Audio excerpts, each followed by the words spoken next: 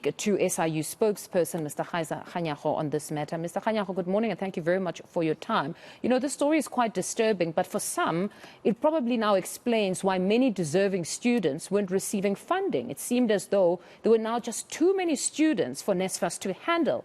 But clearly there were those that were not deserving that were getting the funds. Talk to us about this.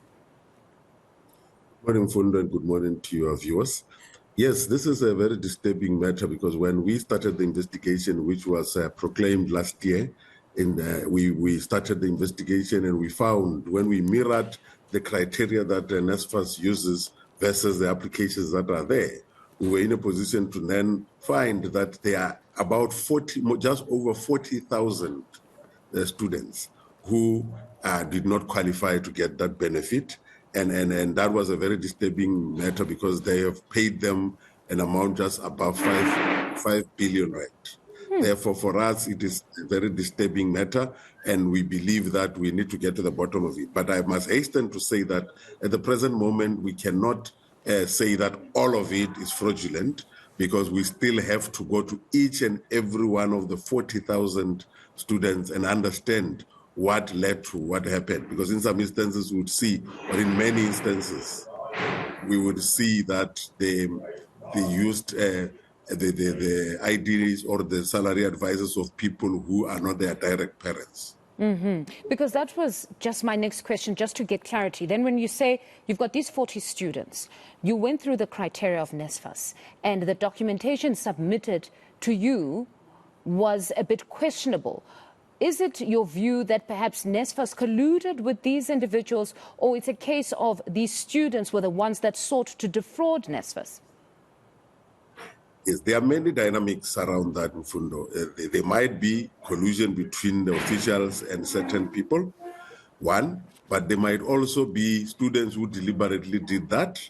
But also there might be circumstances also that are in our family setups where somebody might be my parent, but they've never been there, and I've been raised by a grandmother. Therefore, this is the only person who we suppose. Therefore, that's why we don't want to brush them with the same brush.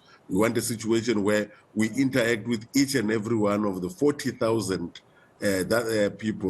students, and understand their circumstance. Where we find that there is fraud, then we'll take it up with the NPA. Where we find that it was deliberate, we'll have to recover this money from these people because we need to make sure that processes are done. But this is just not only that. We've got to go beyond that because what we have done also is to look into the system of NSFAS. And we found that the system was not helping them when applications were coming in. For an example, their system was not linked to Home Affairs. Therefore, they were not in a position to verify whether this person who they say is a parent is really the parent of this child.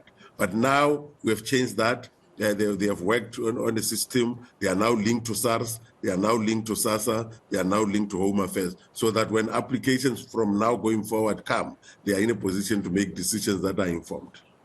So meaning at this point, we cannot necessarily say that 5 billion was spent on unqualifying students as we would have started. It really is here that you've got 40 students with questionable details that were submitted to NSFAS at this point, because you're yet to establish that. Why would one submit their grandmother's details? Is the mom alive, or is the mom a person who never raised them?